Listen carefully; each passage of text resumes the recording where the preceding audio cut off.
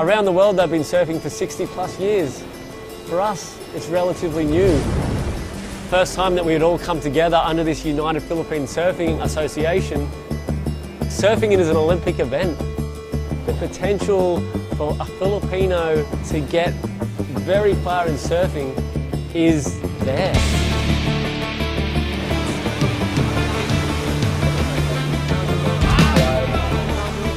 It takes a village to raise a child. It takes the Philippines to raise surfing.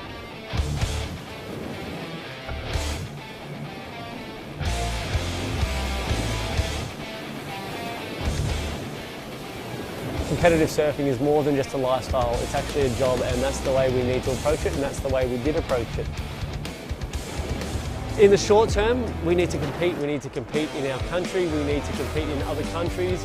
We need to be exposed to surfing across the Philippines, and that is exactly what we're doing. 2022, we went aggressively into competition mode. We had 4 legs in 3 months. An international event in Siargao. We had our national event in Siargao, Belair, Borongan and Cabugao. Next year we're going to double that with 8 legs and 2 international events through the WSL. Since the announcement of surfing in the Olympics, amazing things have happened in our sport. We've put our focus on the youth, the stars of tomorrow. We have a caravan that goes around the Philippines. We go from province to province and train them and educate them on how to become Philippines' greatest surfers. We want to raise up champions, the glory of victory. We want to mix this all together and showcase the talent we have right here in the Philippines. We want to raise up athletes who will raise up gold for the Philippines. Without the support and love of NextGen, the next generation of surfers in the Philippines wouldn't be where they are today. Maraming salamat, NextGen, and we look forward to continually working with you.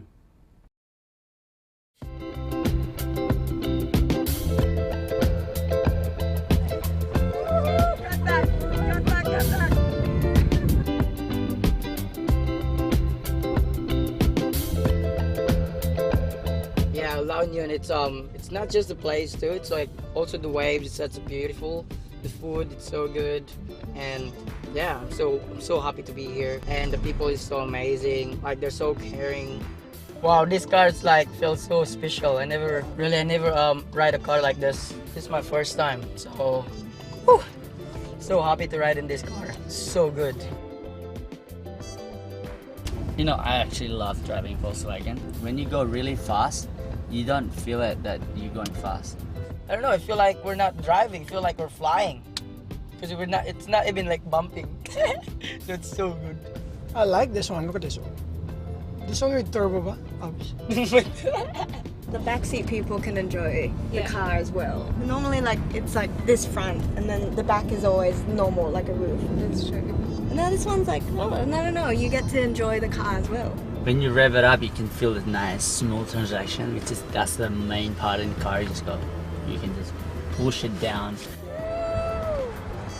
Oh yeah! Oh yeah! Here's a dream car, bro.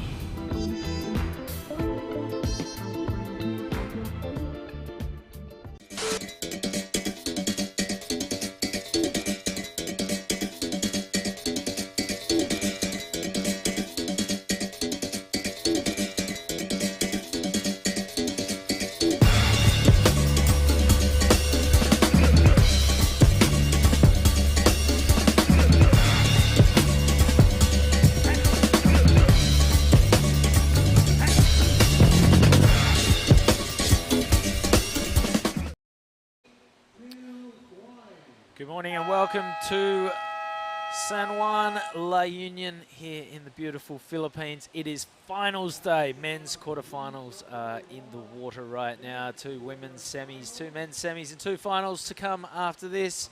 Chris Binns in the booth alongside me, Jerry Deegan. Hey Chris, I'm amped today. The surf looks pretty good. Yeah, this is the first ever La Union International Pro. That's us. Behind us is Mona Lisa Point. Conditions have settled down a little bit since yesterday's quite over-the-top swell. It was pretty intense, wasn't it? Windy, big, messy, lots of paddling. It's dropped off at least a couple of feet.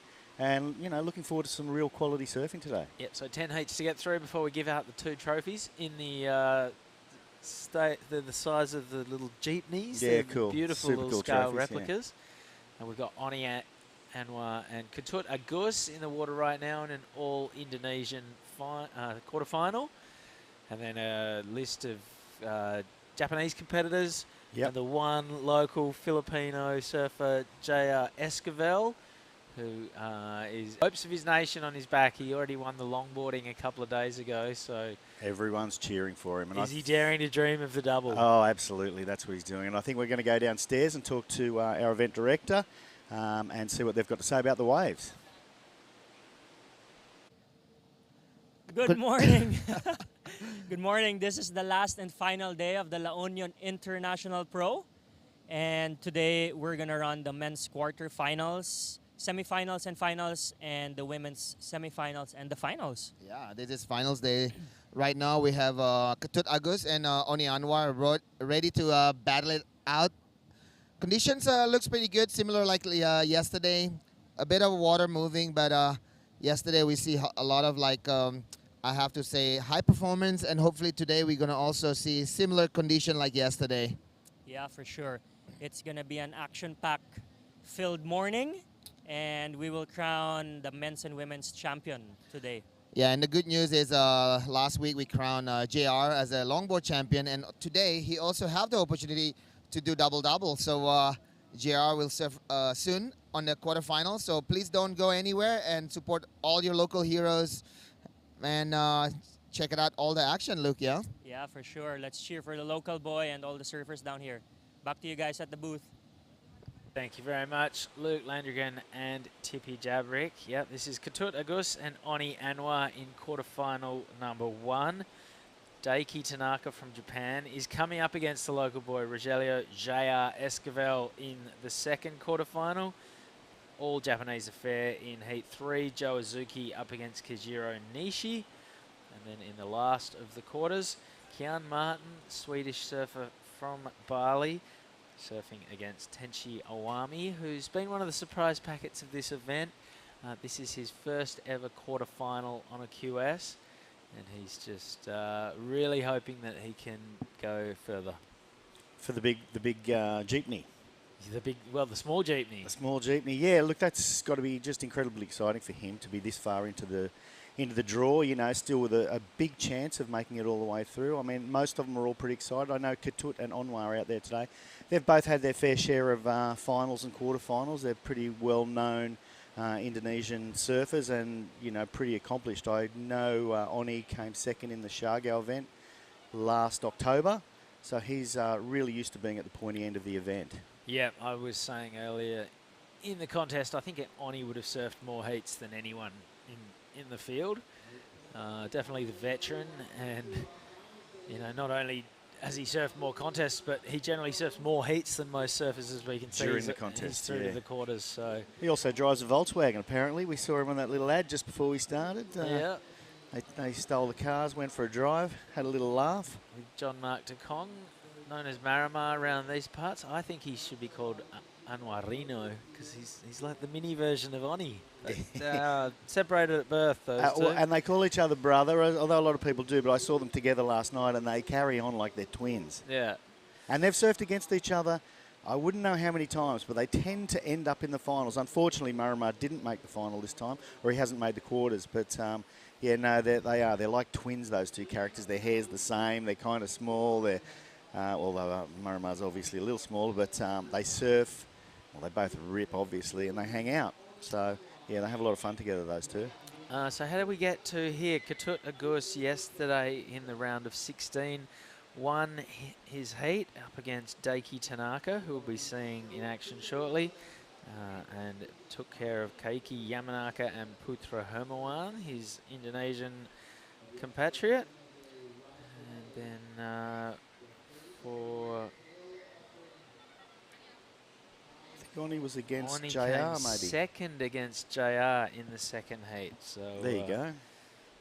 There's our quarterfinal. That's our road to the final there. We've got Katut versus Oni, then Daiki versus JR, our local guy. Chris just said that. Yeah. John Azuchi versus Kijiro Nishi in quarterfinal number 3. And Kian Martin, our Indonesian/Swedish lad, against Tenchi Iwami from Japan. So it'll be pretty interesting to watch that unfold during the day. No waves ridden as yet. Do you know much about the 10-minute rule, Chris? If they don't get a wave, I know I've seen it. I know that we don't talk about it. Oh, don't we? No, See, there you no, go. I talk about it. I'll be in trouble later, that's fine. Well, we just don't want it. We don't want to say something and not know. Jinx it. Golden rule of restarts is you don't talk about restarts. Yeah, okay. Well, I live and learn. No, there's plenty of waves on offer this morning. I don't think we'll be seeing too many fallow periods of swell. Fallow, that's an interesting word. I thought you'd maybe squeeze that in. Some fallow, I don't know. You've been pretty clever with the quips this week. No, it's not a quip. I know it's not a quip. It's just a word. The word that sounds similar is marrow. I saw there's a bone marrow restaurant across the road from us. What's that all about? I didn't see that, but I've had bone marrow with Gay Olivares here in the country. And marrow, delicacy, I believe. It is a delicacy. I've had it at home. My wife's cooked it, knowing that I really like it. I mean, it's not necessarily an acquired taste. It's pretty rich. But here they'll eat the marrow. They eat the intestines. They eat everything here. Nothing goes to waste when they slaughter a beast here.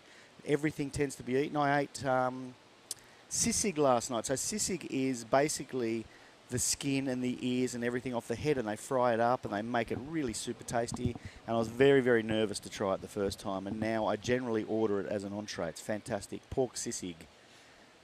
So when you come to the country and you come to La Union or anywhere in the country, you need to try these delicacies. Sometimes they seem a bit scary. Chicken intestines is another one that I didn't want to eat at first, and now when I go to the barbecue, I eat those chicken intestines first and foremost. They come on a stick like like a pork stick or something like that. They're really, really tasty. I miss them at home sometimes. Mind you, I'd prefer a pie. Well, they're full of intestines and all the rest as well. I tell you what, if you look hard at them, they certainly are. I try not to look too hard at them. I used to spend 10 months in the country every year, and the first thing I'd do on the way home in the car is I'd get whoever I was with to stop milk. All right, a little bit of action. Katut having a look, decides he's not into that. We saw plenty of waves caught in the free surf this morning before the start of play. And we see this quite a bit as soon as the action starts. Yeah, things really slowed down. Things slow down. I think also they've moved well onto the inside. They want to get the best value out of the waves. I did see people sitting wide earlier during the free surf, and every wave was ridden, but it's pretty competitive out there. It's more competitive in the free surf than in the actual event. Yeah, it wasn't last night for whatever reason. I had my best surf of the trip. It was glorious. Oh, really? That's good. We went up the coast, actually, and I just got caught inside almost every single wave. But it was good for my fitness. I used to surf a lot in the early days, and it's a bit of a sneaky shout out to Kevin Davidson there in Cloud 9, who was one of the first people ever to go there, and founding member of the Maroubra Board Riders. He's been living in Shargau since about 94. I think they first went there in 92. And he was there when Callahan first photographed the place. He was with the first group of people that went down there, and he stayed. Traditionally before that, they were up in Katandwanis, which is where we talked about possibly having another national event this year. So it'll be interesting to see what happens there. But I hope you're watching, Kev. I know you usually do. All right, well, we are sneaking down to the 20-minute mark.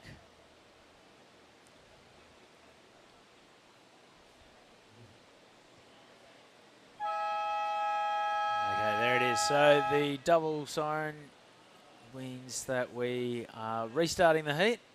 So if there are no waves caught in the first 10 minutes, and if the head judge determines that there were no waves that could have been caught, we reset the clock. So okay. 10 minutes back on the clock. Yeah, if there have been waves and the surfers have just been out of position or have turned their nose up at them, they won't get the restart. And if this wave had come 10 seconds earlier from Oni Anwar, there wouldn't have been a restart. But there it is, first blood to the man from Lakey Peak in Sumbawa. It's only going to be a minor score, but we are underway. So a little bit of a false start to the morning. And now priority flips over to Katut Agus, and Oni Anwar draws first blood, although it's just a pinprick of blood, a 1.65 the result for this. You can see the morning light. And, just poking the nose right there and going down. I was, you know, in any other place, say, example, the water was a lot colder, you could say, oh, they were a bit, you know, he had frozen up and, you know, struggled, sat for 10 minutes. But considering the water's about 28 degrees, I don't think that happened while he was sitting there. No, just dealing with a bit of chop on the face and poke the nose, I think. I'm Here goes Katut. Having a look at this one. As we can see, conditions a little bit wobbly and bumpy. That'll smooth out throughout the morning.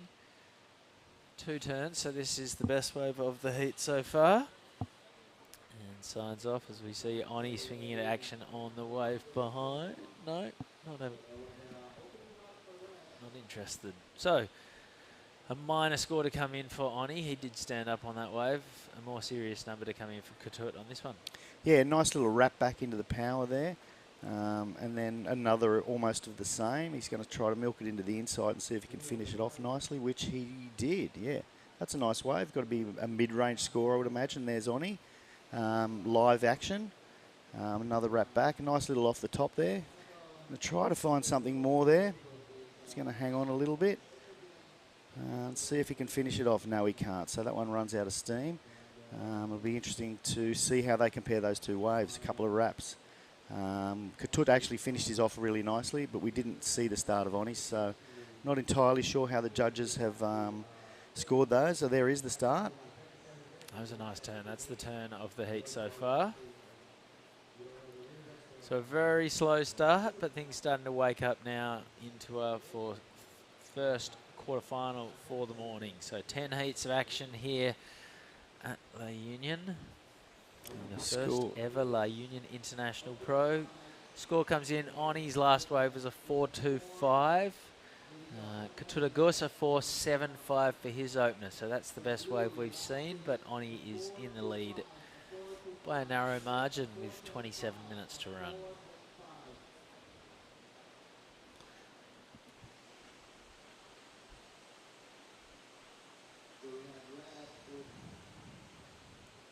Yeah, interesting the way, again, the predictions have been very unusual here.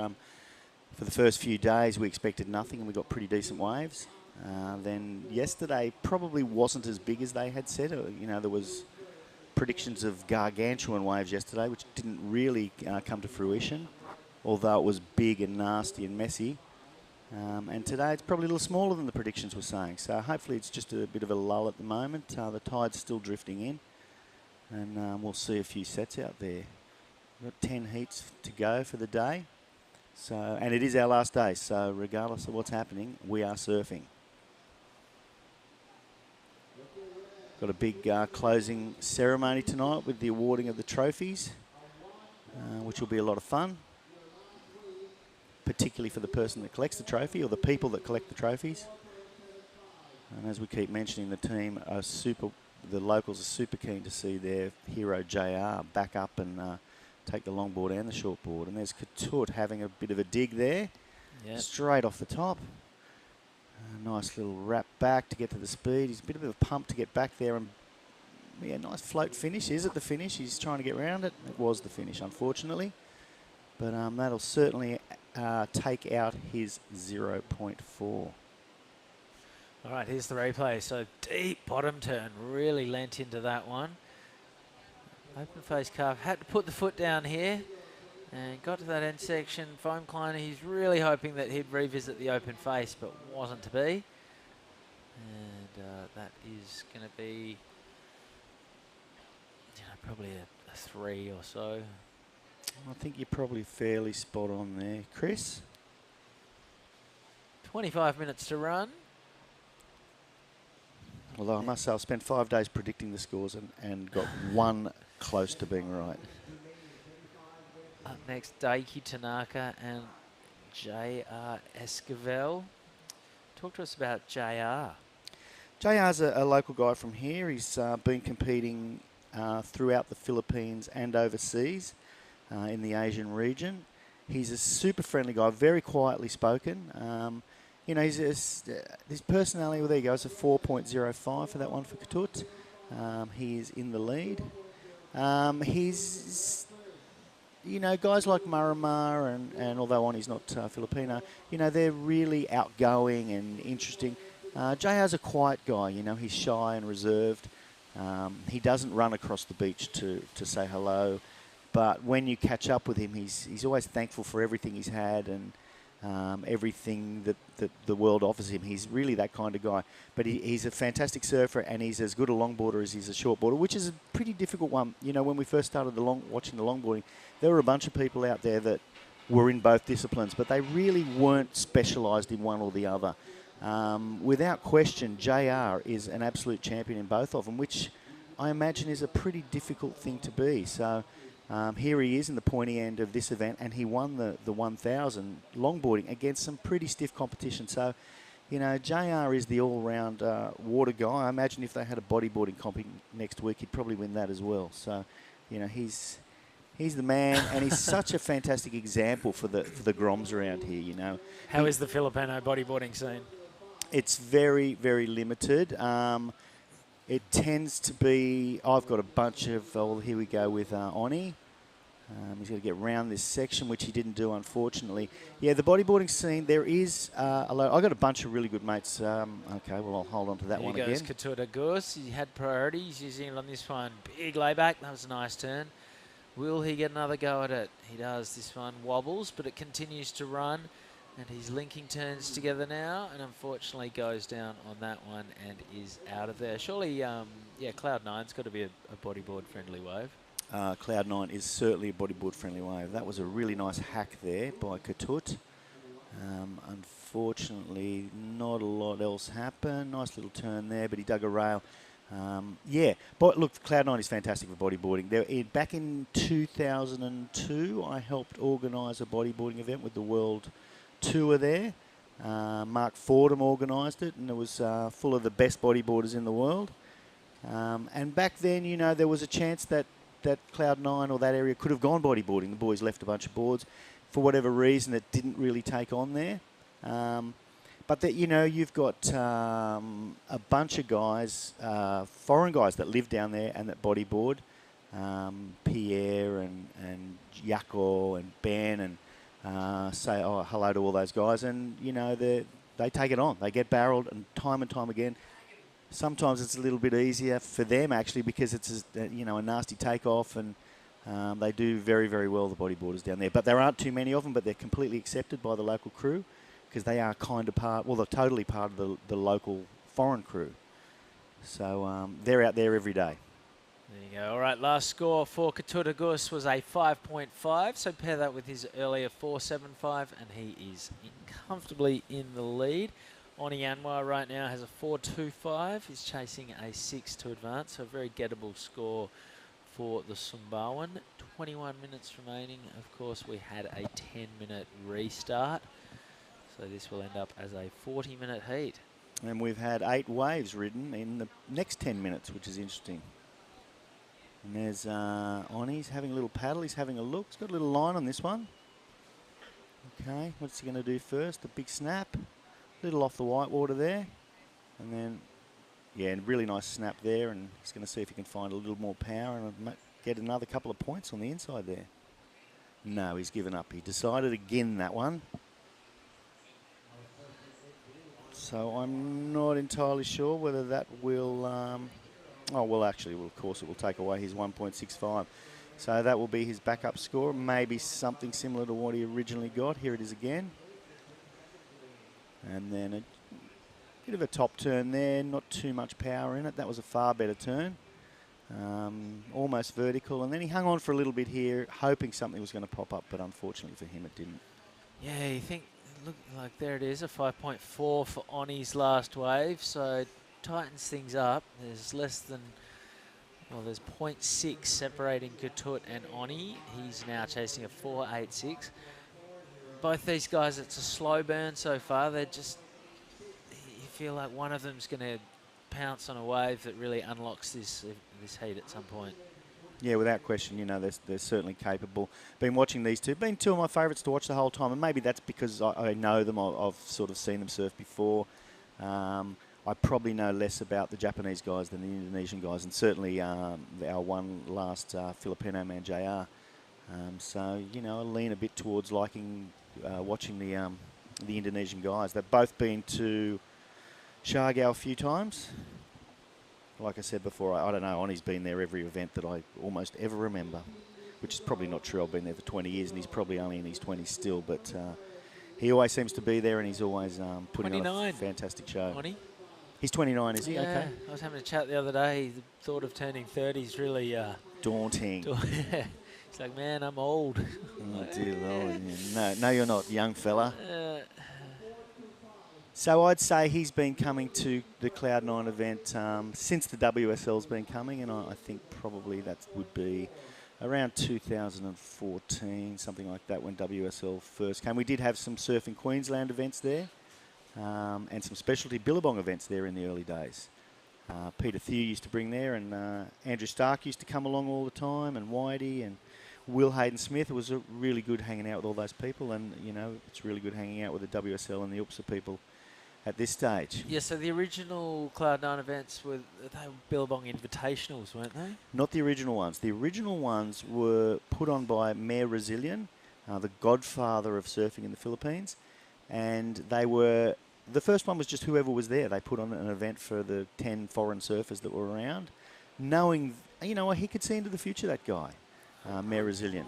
I really think he could. He knew that it was going to help tourism. No other place in the country was really having government support surfing, and he did. And so he did that for the first couple of years. We did that, and then one day he called me and said, look, we want to get some pro surfers here. So I gave my mate Andy King a call, and he brought Jay Thompson and Matty Griggs and a couple of the other guys, you know, of that level, a couple of the Bra boys, Sonny Aberton, and we came out and had a proper comp. Then after that, Billabong jumped on. I thought, we actually had Quicksilver one year that supported it. And here goes Katut having a big paddle there. And then down the track, we had a Surfing Queensland associated one, and then we got into the WSL events. So it's been a progression of starting fairly non-professional and then moving up to... we've had a 3,000 there. Last year was a 1,000 because of COVID and a late organisation of the event. And we're in discussions, and we're 99% sure there's going to be a men's and women's 3,000 there in October of this year. How good. I remember some of those Billabong events, pretty folkloric back in the day. Guys like Wade Goodall won the event on his 21st birthday. He did. He'd been out all night essentially as well. And here goes Oni, trying to get rid of his 4.25. He's finding some power there. He's going to hang on. Hopefully he can do a finishing manoeuvre. And no, what's he going to do? He's still going. No. Looking for that last manoeuvre and one more point. Yeah, I mean, it was so much fun those days. And everyone would travel together. I'd meet them in Manila. And everyone would travel on the same plane and the same boat. And it was much harder to get there then. We weren't catching direct flights to the island. So all the young fellas would party up there in Manila. And then travel down together, and all the boards would get thrown in a massive dump truck. And yeah, it was just really, really fun. And Peter Thew, who brought the Billabong people there, loved to party himself, and he ran a pretty good show. Runs a chain of yoga studios these days, believe it or not. 15.5 minutes to go. This is Oni Anwar. Still waiting on a score to come. He would love for that to have stood up and run for him a little bit more across the inside. And the head of Australian WSL used to come year after year, Andrew Stark. I saw a picture of him the morning after the Eddie at Waimea Bay on what to me looked like a 30-footer still. I'm amazed he wasn't in the Eddie. The campaign he's put in this season, he's prolific. He's committed, and he does it every year, and this year in particular. He sends these photos. He always has this sky blue board, and there was a couple of terrific photos of him yesterday, and one of him just going down the mine shaft on a massive wave. I hope you survived that one, Starkey. I know you're a tough old bird, so good on you. All right, this is Katut Agus. He's going to take to the sky, throws the fins, and can't ride out of that one. That gives Oni priority there, and there's a couple little waves there. I don't know if he's going to turn around and take that. He's not, a bit too wide. And the one behind it's going to break wide as well. The camera shot almost looks like it could go left. But, yeah, they need to decide, you know, where exactly to sit. Certainly, Katut is sitting there with the lead at the moment. I can't imagine they're not going to get some higher scores than that. But we will see. Time will tell. Yeah, you definitely can go left out here. It's been, you know, there's a lot of people going left during the free surfs because there are those corners. And it's quite a wide open playing field. You can see where Oni and Katut are sitting right now. Some of the bigger sets are breaking far off to the left of screen. It's quite easy to get caught inside no matter where you're sitting. I caught a couple of lefts yesterday and they just put you in a hole. I don't recommend it. They, maybe on a smaller day like today, it wouldn't be so severe. But yeah, I don't know. Lots of duck diving. You end up having to run the gauntlet because you put yourself deep on the inside. Yeah, I imagine it goes into quite shallow water, the lefts. Yeah, not too shallow. On the low tide, there's a keyhole as well. It was a bit big last night. I walked quite a way past the peak to paddle out and found this little keyhole that took me straight out. It was great. You are a local now. Well, I don't think I could find it twice. I'm looking for it now. I can't see where it might be. It's a wave-rich area. We drove after the comp up the coast. Now, it was probably better out the front here, but we surfed a little spot up by the cement factory. And there was just our group there. We took the Volkswagens up there and had a little fun. It was a really nice little beach break. What they've done is they've built some kind of big pier out there, I suspect, for the ships to come in and take in and out the concrete or bring in the raw materials. I'm not really sure which one. And what that's done is formed kind of good banks on the inside, on the southern side of the pier. So, yeah, it was pretty interesting, something I hadn't seen before. Again, the waves were not epic, but some of the better surfers with us got some pretty good waves. Okay, Oni a little bit too deep, and Katut sitting wider says, I'll have a go at this under priority. Releases the tail, lightning quick reverse to get things going. A little bit of a carve. Now this stands up through the inside, allows him to throw a bit of heat into that turn. This will be one of the better scores we've seen so far as Katut Agus is out of there with 12 minutes remaining. Yeah, I mean, again, we say we're no judges, but he only needs to replace a 4.75. And that was a pretty impressively ridden wave, particularly this first manoeuvre right here. Yeah, got it, the fins right out of the water, pumped a bit more, and two really nice slashes on the way through. Yeah, good bit of aggression on that turn. And that one as well, forcing it a little bit. But as we see, Oni quickly in and out. So waiting on scores to come for both surfers. Hopefully we can catch up on Oni's wave with a replay in case we missed something at the start. 11 minutes to go. And, okay, so a grab rail reverse for Oni Anwar.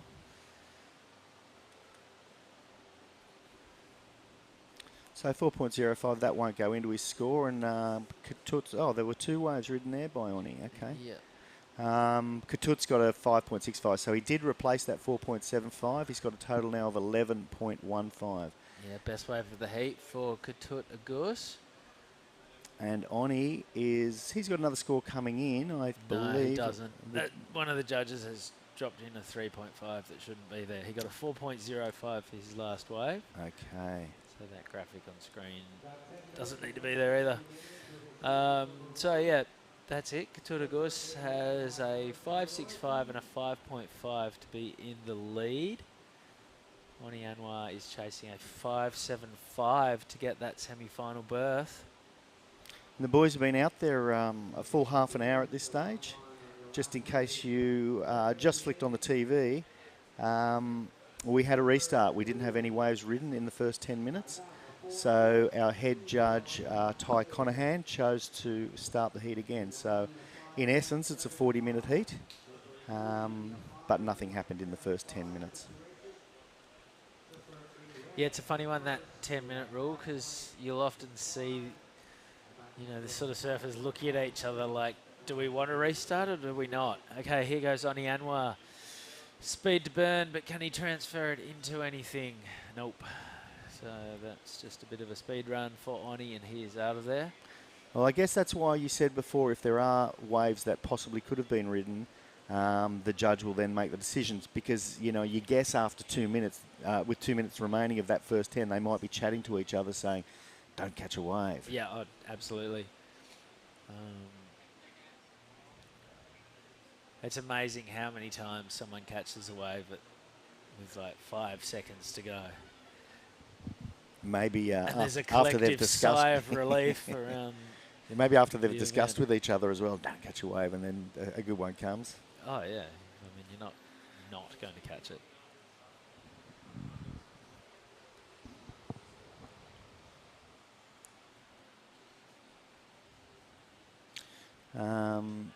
So yeah, that next heat we'll see Daiki Tanaka versus Rogelio J.R. Esquivel. We discussed JR's abilities earlier. Okay, up with is Katut. Throws a bit of spray there. Nice little off the white water. You're going to finish it off. Oh, can he hang on to it? Not quite. That would have been a great score if he could have ridden out of that. Unfortunately, came unstuck at the end. Had plenty of speed for that last manoeuvre. Here it is again. Here comes the speed. What happened here? Just had his board get away from him a little bit, I think. It is a bit wobbly and wonky this morning. But Katut's looking very good. He's looking very strong. I think being a little bit taller is probably helping him this morning. He's looking down the line and seeing sections that he likes. And definitely looks to be in the ascendancy in this heat. Oni Anwar definitely not out of it, but needs to start firing some shots, get rid of that 4.25. Just needs someone to break through and drop us, you know, a 7 or an 8, and exactly. really Open it right up, yeah. or almost take it right out. There's a lot of space between. That's the drone shot. So we've got Katut paddling back out to the peak where Oni is. And the waves can be fairly long, even when it's sort of small here. Yesterday, there was twice as much space in between the surfers at times. I'm loving that drone shot. Okay, there's a solid looking one. Yeah, this is Oni Anwar from deep. So, bottom turn, nice carve. Okay, he's on his way to a decent number, I think. If he can get a couple of turns together. 3 turns. He's still skating, still looking to find the open face. This one runs for him a little bit. So this is shaping up very nicely for Oni Anwar. He's not done yet either. Great wave from Oni. There it is. All right, that is the wave we were just talking about where someone needs to break this open. I think Oni Anwar has just done it with that wave. 5 or 6 turns in rapid fire succession. Plenty of variety, no real downtime. He had that one section that he had to get around, and we've seen often that's the section where the surfers just kick out, but Oni was like, I've got a line on this one, and was able to make it around and link together another 2 or 3 turns. So looking forward to this replay, Jerry. Yeah, absolutely. First turn, money turn anyway. Nice little over the lip there. And another one. So already it could have been close to the best wave. Here's where he got round the white. Well, I didn't know he was going to get round. And as you said, normally they're pulling off right there, but he's seen something down the line and thought, I'm going to hang on here. And then he just goes whack. And he does it again. And he's a happy, happy boy. Yeah, that was a really good wave. Scores have not dropped in for us yet. He needs a 5.75, which will be the best wave of the heat, and clearly that's the best wave of the heat. Yes. Okay, so we've got the graphic up there. You'll see it as we see it. Let's see what the boys and girls down on the judging panel think of that. Yeah, so it's a mixed panel of judges. There's a couple of Aussies, a couple of Japanese, a couple of Indonesians, and I believe there's some Filipino surfers judges as well. Wilmar and Rusta, they're down there. Rusta's helping with the priority. Wilmar is one of the regular judges. It's a great panel, a real Indonesian panel. And I said it the other day, we used almost the exact same panel last time at Siargao, and I'd be hoping to use the panel again at Siargao the next time. that'll be up to WSL to decide. But I mean, when you've got a good bunch of people that work together and do the job right, there's no reason not to bring them back. I know Mark Clift just came up here from West Oz to run a judging seminar. Yeah, he right did. Oh, look at that. There it is, an 8.75 for Oni Anwar. Easily the best wave of the morning, up into the excellent range. And he has well and truly woken up this heat with 4 minutes 20 to go. Katut Agus now needing a similar score, an 8.51, his requirement. And here he goes, the man in the red jersey. First turn was strong, so this heat has come alive. Second turn was a big one as well, doing some damage, putting his rails to good work as he flies down the line. And this is going to be a solid number for Katut as well. Wow. So it didn't have quite the length of Oni's wave, but it was dynamic, and it was just 4 big bashes in a row. Bang, bang, bang, bang. And Katut Agus is out of there. He's going to kiss his 5.5 goodbye. An 8.51 would put him into the lead. It's come alive, hasn't it? You know, with 3.5 minutes to go, all of a sudden. A little bit of a double-up chip shot there. He had to work for it, but he did get in. And then that turn was great. The photo of that would be incredible. Open face carve, not as fluent as the first turn. Another carve sort of wrap, and then the big finish. He throws a lot of spray, doesn't he? Oh, wow, yeah. Got that height. And okay, so here we go. Another exciting and nail-biting wait for a score. Yeah, 2 amazing waves within a minute or so of each other, probably a little more than a minute of each other, right at the end of the heat after almost 40 minutes of surfing. Pretty exciting way to finish the heat. And Oni did this on the wave behind, so looking to get rid of his 5.4.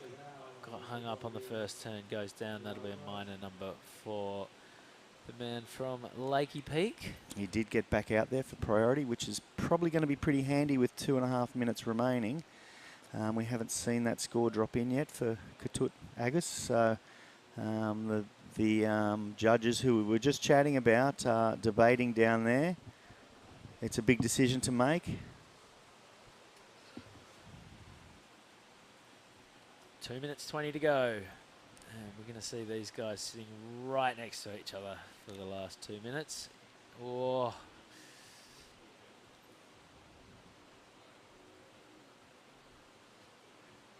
Okay, still no score. Oh, yes, starting to pop in.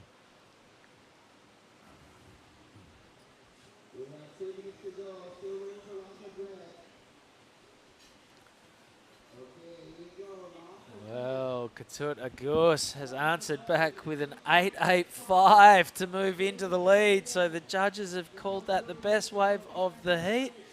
And fair enough, it was 4 big turns, a little bit of variety between them all. No downtime, just got the job done. So Oni Anwar is now looking for a 5.76, obviously very attainable. Katut Agus takes off from deep under priority, has a look at that one, not interested. So the ball is in Oni Anwar's court right now. These two are great mates. They travel together all the time. Obviously, they're in Team Indonesia and they go to the ISA games and that kind of thing together.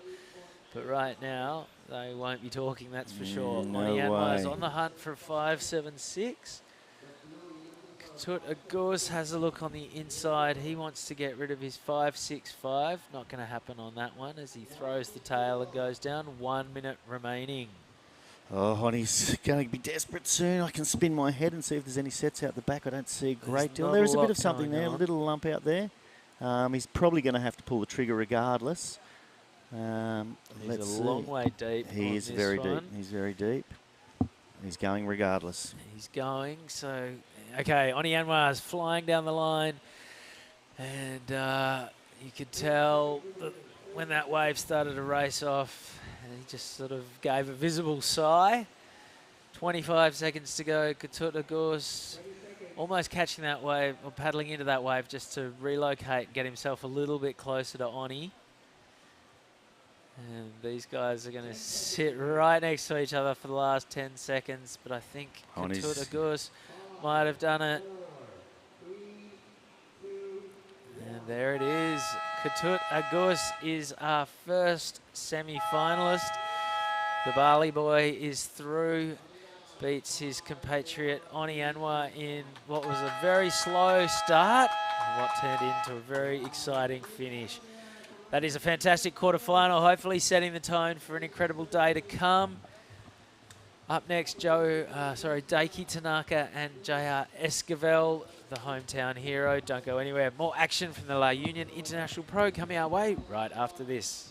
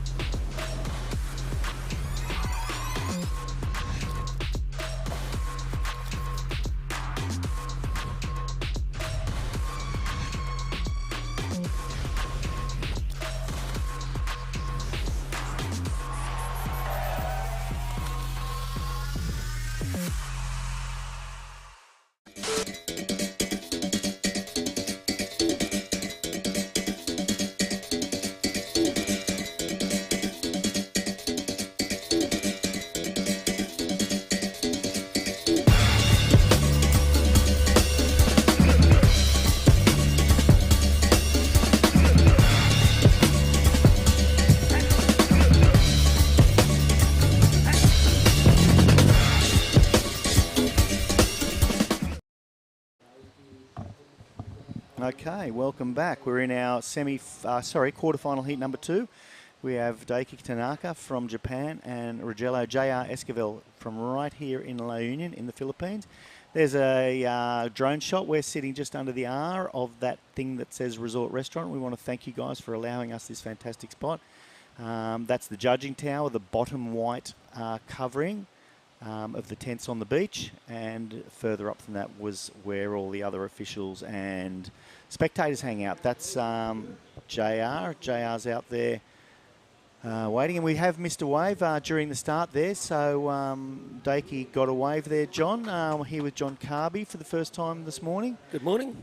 How are you? Finals day. I'm stoked. I'm excited. It's not the best conditions, but it's by all means rippable, like we saw at the end of that last heat. Nothing, and boo bam. It was crazy. In the last 5 minutes, you know, we had an 8.5, I think an 8.75.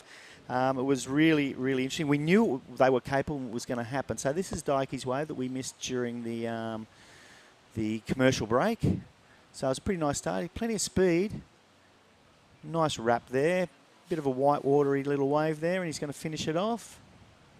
And he did. He finished it off really nicely, I think. He might not have finished yet. There it is, right up on the rocks. Bit of a early call there by me. Yeah, so that was a 5.25. That's a pretty good way to start. I mean, in the last heat, that was a second and a scoring wave. I think we're going to go down now to our interviewer and have a chat with Ketut Agus. So we'll take it down to you, Chris Binns. Thank you, guys. Ketut Agus, you're through the semi-finals. Congratulations. Thank you very much. Tell us about the heat, because it was a really slow start with the restart, and then it was a really big finish. Yeah, the first start, it's pretty slow. We was trying to catch like the correct waves, the good waves, but there's no waves. I was thinking like, okay, chill, no waves. They're gonna restart the heat. And yeah, I'm really happy to get last result, get a 8 point something. But the first 8 only got, I was like, okay, let's play the games.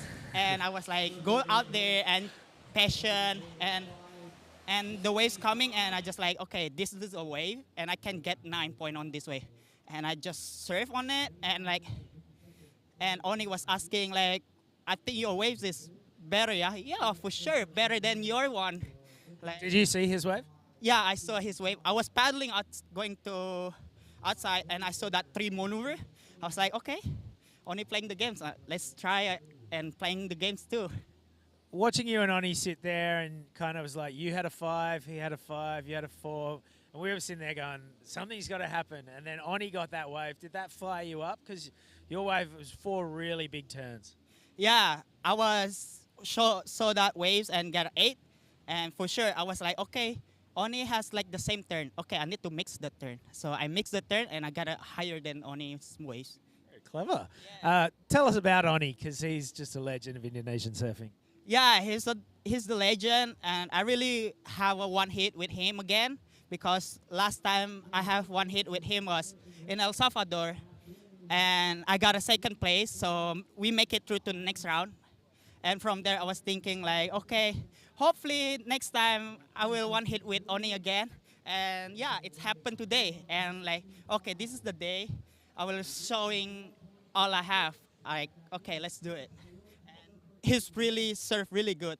I really inspired from him, surfing really good. Even like he's doing air or reverse, I was like, wow, he's so easy to make that reverse. You know, I was like, okay, let's try, keep trying. From I just like have that from him. Nice. And you obviously love surfing here in the Philippines. Tell us about your experience so far. Yeah, it's really good experience. Even for my first time, it's really good waves. Like even the third days, I guess it's really windy, but it's still fun actually to surf like that waves. And have you been getting much support from home? Yeah, so many. Terima kasih untuk semuanya yang selalu support Indo Team. Tetaplah support Indo Team karena support itu berharga untuk kita. Jadi terima kasih untuk semuanya untuk supportnya. Well, 2 heats to go. Tulagos, you're a legend. Congratulations. Thank you very much. All right, back up to you guys in the box. Thank you, guys. That was a fun little interview. He's a super happy boy, Katut. And it's good insight that these guys are friends and they're actually chatting about their waves out there. Yeah. My wave's better than yours, Oni. That was pretty good. We did miss a couple of waves in the Here we go. interview there. So this is Daiki. Oh, we found a nice little peak there, a little spot to hit. I believe this was his second score. I believe that was his 3.85. And JR, definitely his 4.25. We haven't seen the 5.25 yet, I don't think, from our surfer from Daiki at the start. But those were those two minimal scores. This was possibly this was the last wave he got. I saw this one, nice little chip, and then just gets caught up on that second one. So that's his 3.60 that we just saw there. Didn't go into his highest score. He has a 5.25 and a 3.85. Yep, and we saw the potential in that last heat, what numbers can actually get thrown out here.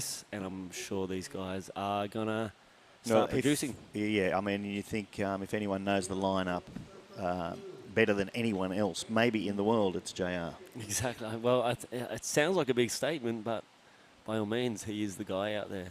He is, yeah. Big shout out to Marco.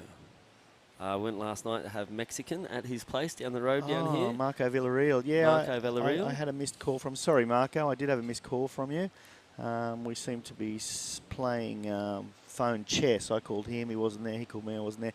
Marco's doing a great job down there. How's the food? Oh, it was delicious. I was on my way actually to get some Japanese, and I met up with Tim Padden, and we ended up going down to the Mexican there. We got a Warung local this afternoon at lunchtime, going to give us some lunch. So epic. Yeah. Last night was an appetizer. I can't wait to get a bit of Mark's food into me again. Great guy, great chef. Major part of Philippine surfing also, one of the OGs. Marco's been part of it since almost right at the beginning, because he used to come down to Cloud 9 and he'd judge and help with the events, and then he had a little break for a while, and then he was back. So he's a good man, Marco, a good surfer, and very helpful. Belair, I believe he's from Belair down there. Big shout out to the guys down in Belair. And yeah, Marco would have been one of the legends of the region, and also up here now in La Union, establishing some businesses. Good Mexican. He's actually trained overseas, I believe, in Canada or something. So I thought you were going to say trained in Mexico. No, trained in Mexico, trained in Canada. So he knows how to treat us foreigners. We're in town also. Nice. Good guy. And this is Daiki keeping busy with no priority. Saw something there. I didn't see it from there, but he obviously did. That thing started very poorly, and this has ended up being quite a nice little wave. Hopefully he can get rid of that 3.85 and make it just a little harder for JR. Yeah, what do you think about the competition going off yesterday? Good call, I think. Yeah, look, it was a difficult one. It was, kind of bumpy and messy, and they were stopped getting any decent scores yesterday. So, here's that replay. Let's go through this. It was opening wrap. That was a nice wave. This is the money turn as he comes up this section. Sets it up, stands up, and then straight up into the roof for another quick tap. I don't know. There was a quick tap and a money turn then. I would have swapped them around. Money turn, tap, tap, money turn. Yeah, yeah. Somewhere in that order. Let's see what the judges think of it. Number dropping in, that is his second best score of the heat so far, a 4.40, so into his top 2, and then JR was getting to work out there. Sanding it nice and vertical, getting the fins a little bit high, a little bit of disconnect. JR losing too much rail on that one. I did hear them screaming in the background. Yeah, so did I, and then I looked back and JR wasn't on the wave, so I figured something had happened. I was sort of talking a bit with guys about why it was off, because there were still waves yesterday. We still had plenty of daylight. Basically come down to the competitors being pretty exhausted. Yeah, look, it was a tough day out there. It was hard work. The paddle was just intense, and you know, a lot of them, or almost all of them, had 2 surfs already. Yeah. So to throw them out there again, and they were half-an-hour surfs. Now it doesn't sound a lot when you're surfing only an hour, but you know, competition surfing has to knacker you twice or 3 times as much as regular surfing, because you're racing back out there every time. The currents were against them, the wind was against them. And the odd clean-up set was against them. Yeah, so, you know, you could have run 4 more heats, I suppose, but I think it was a pretty good move. You know, I think it was good. And I think one of the Japanese competitors said in his heat, he was exhausted. And this is a fit young man, so little bit smaller today, so definitely more manageable. I think it was a good call, and it's setting up for a really good final. I surfed for half an hour with you yesterday afternoon, and I was exhausted. You almost ran over a sea snake too, which is a bit of a fun story. Scared the crap out of me. I thought you were bailing on a 2-foot beach break, but turns out there was a sea I had snake. seen it. I had seen the sea snake. It was dead, and it was floating in the water. It was really big, and I thought, I wonder where that's going to end up. I paddled for the next wave. It was right underneath me. And although it was dead, I didn't want to go anywhere near it. No, and then you chose to dive on top of it without your board, which good fun. I was chuckling to myself before I found out the story, and then I chuckled to myself after I found out the story. Good fun down there, down at the cement factory. Yeah, yeah. Plenty of waves along this coastline.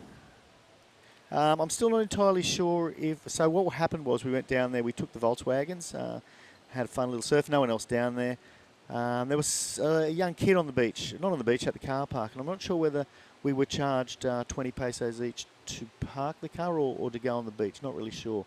But he couldn't communicate to the boys. I got out of the surf after them, and they were like, why is this little kid chasing us around? And you know, that's the rule there, and that's the kid that does it, and he's supported by the barangay. And just so you know, out there, 20 pesos is about 40 cents USD. Yeah, don't get too caught up in the 20 peso charge. No.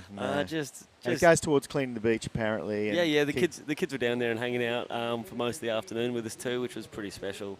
Hanging out with some locals. I want to shout out to Ralph Texican, who's over there in Tokyo, of all places, watching his part of the opposite crew, and he's over in Tokyo and he's watching with the guys over there. So big shout out to Ralph, Mad Dog. Hello, Ralph.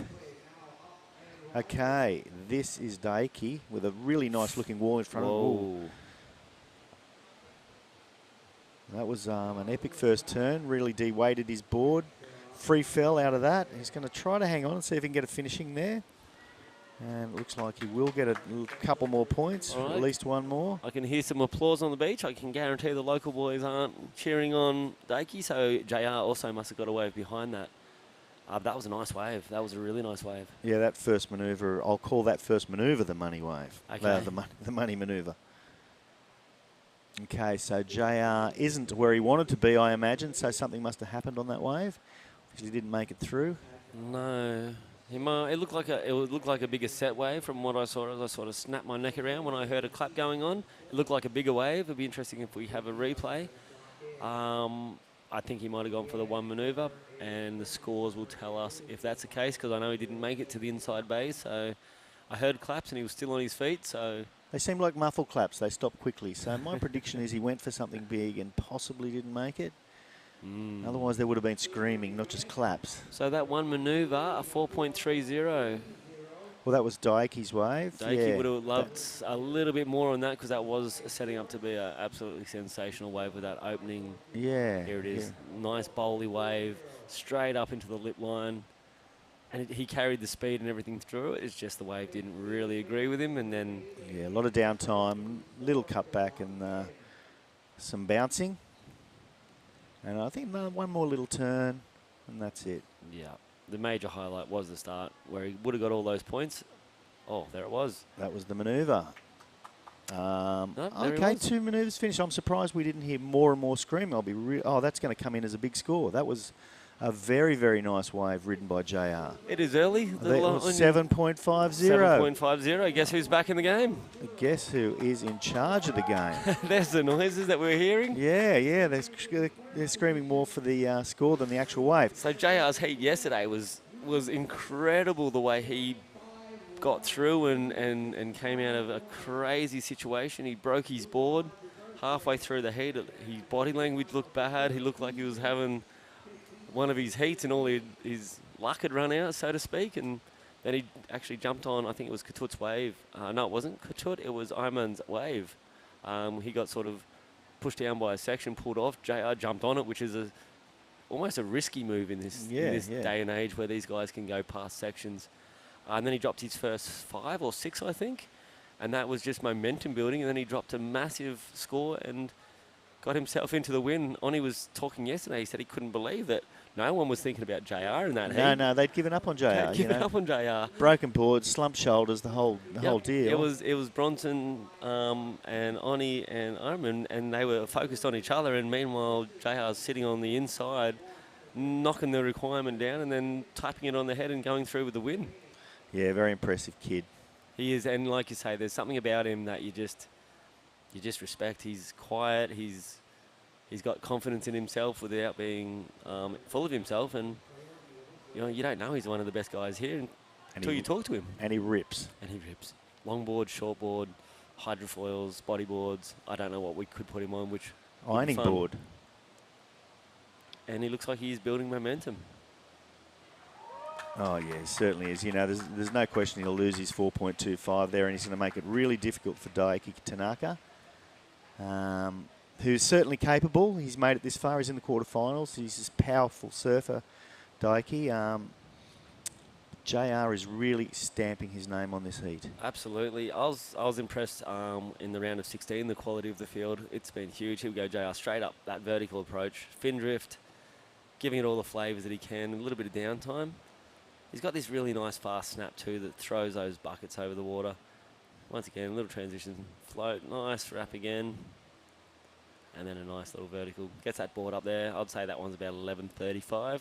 Oh, I would say pretty close to 11.35, yes. And Nice a 6.25. So, yeah, he has really, really come to play. 7.50 and a 6.25. So, Daiki with 12 minutes remaining needs an 8.50 to move into the first place. And that's the joy of these 30-minute heats. Because it is a little bit slow out there, it does give time for these heats to warm up, for the guys to sort of get in a position where they know where the waves are, relax into the rhythm and everything like that. And it's exactly what JR's done. Yeah, I was stressing out a bit after the first 10 minutes. I thought, is this just, are these waves just dying as we speak? What's going to happen here? But it soon turned around. And we're actually on the way to the low tide, Jerry. I heard you mention that the tide's filling in. It's actually going out for the next probably half hour or so more. Oh, it hasn't reached the bottom. Hasn't reached the bottom, and then it slowly fills back in throughout the day. It's almost a pretty low tide today. We must be heading towards that half moon phase of the month. And it's not a massive tide. It's not growing. It's not going to go too high. So it's just slowly going to fill in throughout the day. So basically the conditions we're watching is going to be the conditions we're watching, other than a little bit, hopefully, of a push as that tide comes back the other way. Sure, and the other thing that tends to happen here is a little bit of breeze comes up. But with these kind of waves, the breeze may be helpful for those wanting to go to the air. We like the air. It's always impressive. Oni was throwing some airs? Yes. Of course he was.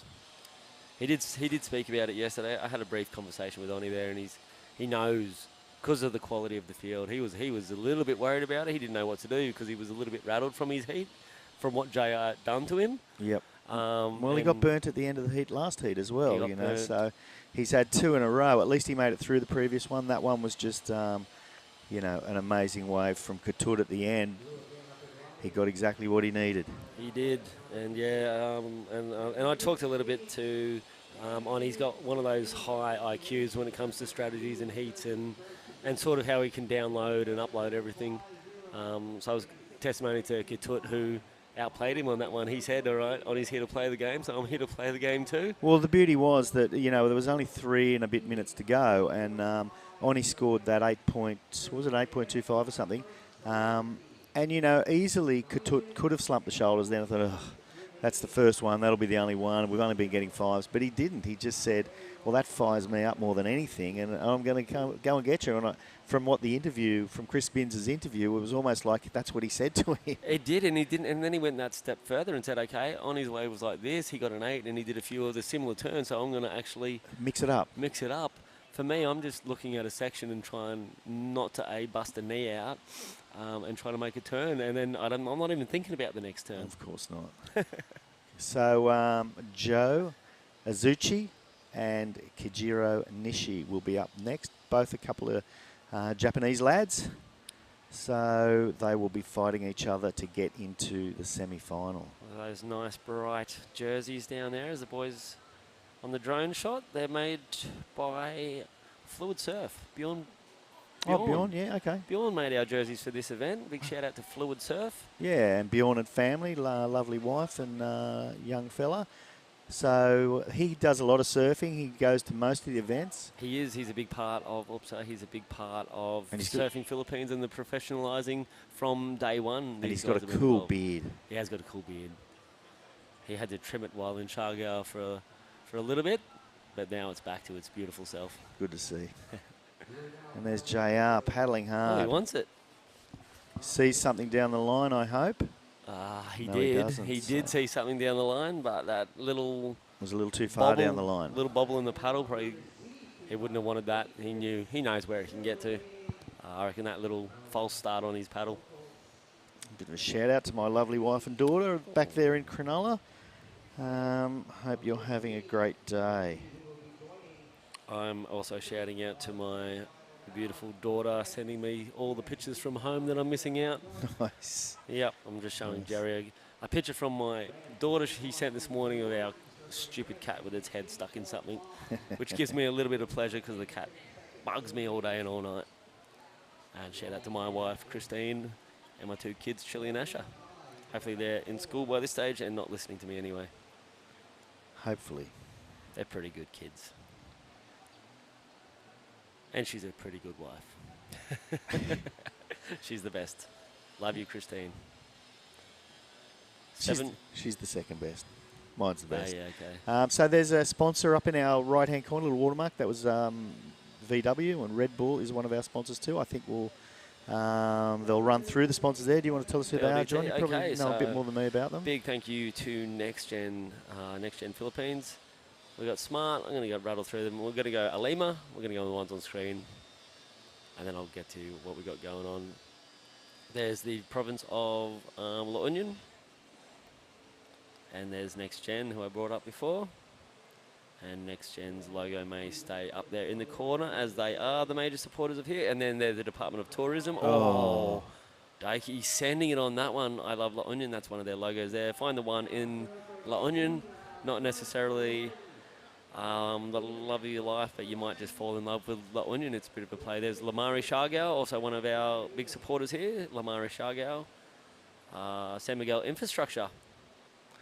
Well, that was interesting there. JR really wanted that wave, but of course Daiki had priority and took the wave, and unfortunately didn't pay off for him. He went for a huge manoeuvre. It would have.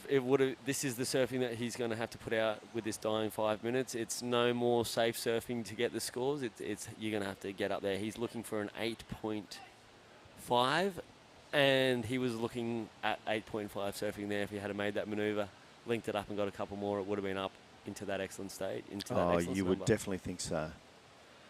So not only did he not make the manoeuvre, but he lost priority, and as you just mentioned, he needs an 8.5. It's getting a taller order as the seconds tick away.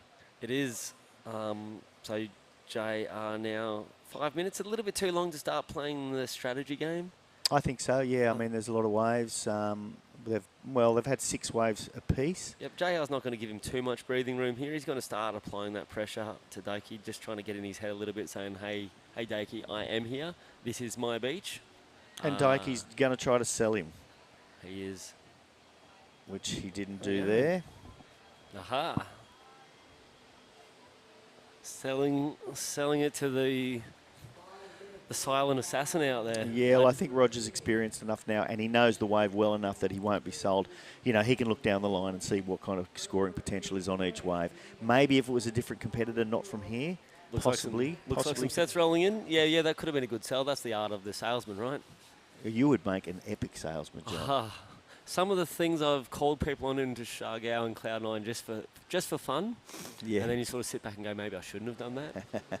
So Daiki's up and riding, and he's out of there. But I learnt that from the wonderful Kyron Rathbone, who used to sit there and call me onto stupid waves. Yeah. And me being sort of relatively new to the area, not knowing Cloud9 so well, I met that reef time after time on the back of Kyron while you just show up and there's a big smile on his face because he got exactly what he wanted. Yeah. Kyron was pretty good at the Cloud9, knew what he was doing, got plenty of barrels, and was a popular figure there while he lived there for a few years. Yeah, he was there for a few years. Shipstern local, so it was child's play for him out there at Cloud9. Absolutely. I think he was one of the first, I think he may have been the first surfer to sup Cloud9. I think so. No, sorry, Shipsterns. Yeah. Yeah, the first guy to take to it, which is, left. What's he going to do on this? Interesting. Yeah, 2 nice bangs there. Will he get rid of his 4.40? I struggle to think it's going to be an 8.50. Yeah, and he really needs to get more than a 5.25 to really help him along. Yeah, it's first left of the morning. Here we go. It's 2 solid turns. There's no doubt about that. Buckets of spray going off there. Yeah, second one more vertical than the first. Yep, got the fin drift, got on around. It's a nice wave. Like I said, I don't know where the judges will go with it because it's a left and we haven't really seen any. No. Is that it there? The 3 point? I think it is the 3.90. 3.90, so not contributing anything to that one. He's got a bucket full of waves. Oh, he's got eight waves. So I remember, he's going to go again, in the early days of Cloud9 when the locals first started. So there were some locals who surfed early days as well. Neil, Bertay, amongst some of them. And I'd be out there early and there'd be a bunch of kids came out and all I would need to do is swing my board about 1 degree and everyone would start paddling. So, I'd see the further one out the back and go and get rid of 3 of them straight off the bat. That's why this sport's so fun. There's actually so many games you can play and get involved in. We have 2 minutes remaining. Speaking of games, there's one going on right now. Yeah. And it is where Daiki is trying to chase down J.R. Esquivel, and J.R. Esquivel is going to try to do everything he can to hold onto his lead and priority. Exactly. And while I mentioned Neil Berto, I've got to mention Rudy Figueron as well. Rudy and Rudy's brother. They were the 3 surfers that surfed when I got there in 95, the 3 local surfers. And I can still enjoy a good surf with Rudy out there to Rudy hasn't given up, that's for sure. He hasn't given up. He still charges. Neil's a hardcore bike rider these days. Okay, so JR is not letting him take that with 1.5 minutes to go. Nice float there. Oh, fins free, made it round, made it look really easy. Little spinner, will he get to the open section? They want him to, he is. Of course he's getting to the open section. Another great float. Oh, and he hasn't finished. Nice little fin drift on the finish. He is going to town on this thing. I think he might come in after that one. He's got another semi-final he's going to have to surf today. Yeah, it's looking very much that way. I mean, he may well take it out of Daiki's hands with that wave. Possible combination situation coming into play. Possibly. 45 seconds to go. What did he do here, Johnny? Little lip line float. That's more of a transition move. I didn't actually see that one coming. I thought he was going to go for a similar move with that section sort of breaking away from him. I was expecting transition float, not a transition reverse. Yeah. And then he got to the end and done some more work. Great little wave, nice little fin drift on the inside. He just kept going. didn't get time for a fist pump on that one. Yeah, 5.75. You know, watching the replay wasn't quite as exciting as I at first thought. But with 10 seconds to go, Daiki still needs an 8.5. He's cheering. We don't even know if there's any waves coming through. He's not even looking. JR's got his eyes on his friends and family. He's booked himself a place in the semi-final, and the Cinderella story continues for JR Escobar. Absolutely. Can it continue all the way? Let's hope so. There's Jeff Delatorre wrapping the Philippine flag right around him, and the boys are so stoked. You're going to hear these guys get louder and louder as JR progresses through. So let's take a break. Be epic to catch up with JR down there on the beach if he can ever get through this crowd. Absolutely. Let's take a break.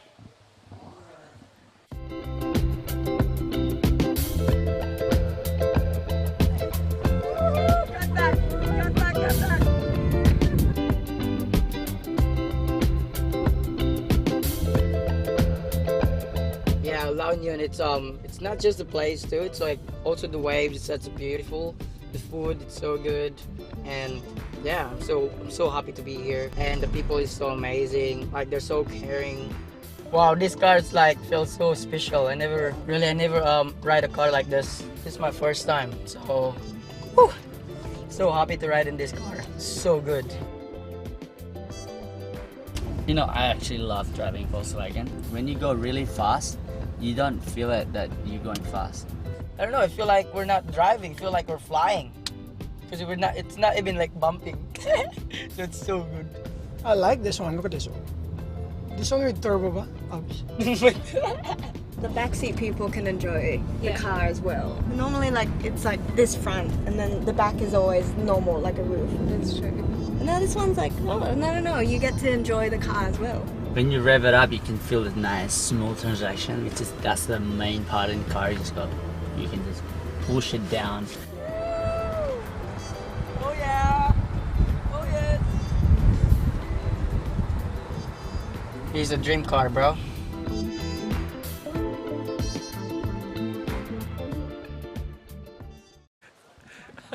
There's JR on the beach. We're just enjoying and digesting that ad from Volkswagen, one of our sponsors here. Marama, Oni, Annie. Anissa, Oni Anwar. Thanks, and Roger. And Roger. Thanks for that ad, boys and girls. Obviously, they know their car's pretty good. Annie's just sitting in the back saying you can enjoy the car from the back. I want to buy a Volkswagen now.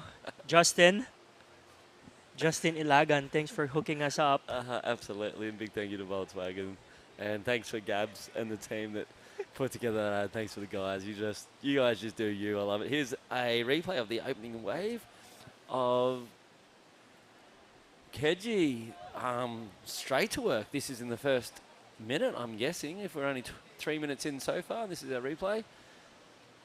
Nice looking bowl all the way through. This is that weird section where a lot of people are hanging on. It's more beneficial to sort of get up, unless you're JR, who just keeps going. Yeah, local knowledge. So JR is into the semifinals. He's in the semis with Ketut Agos, I think. And there's the noises down from the beach, which means JR must be getting close to the area where he's going to get talked to by Jerry Deegan, but we'll just keep our eyes on the screen for a while. And Joe also got started nice and early with a 2.15.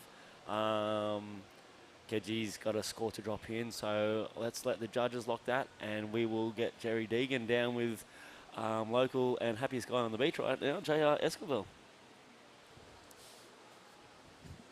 Take it to you guys. JR Escobar, masterful performance. That was just amazing. Started kind of slowly, and then you just exploded. Give me your thoughts on the heat.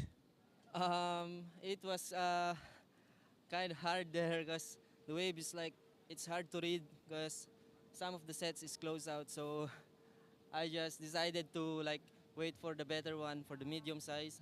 And luckily there's 2 waves that I got. Yeah, it's so hard there because Daiki got the first good score, so I was a little bit pressured that time. Yeah. Yeah, so a little bit rattled early because obviously you're the favourite here. There's an awful lot of pressure on you. You know, you took out the longboarding event. We're hoping you're going to take out the shortboarding event. Are you feeling the pressure from the crowd or more from yourself? Actually, I feel pressure from myself because it was I need to win this one because a lot of people like watching me, my friends, my family is here. I was like, I need to show them that I can get good scores like that. Well, you did get good scores and you got 2 really good scores. And, you know, you just looked comfortable out there. You obviously know the wave better than the others. What kind of advantage is it being a local here?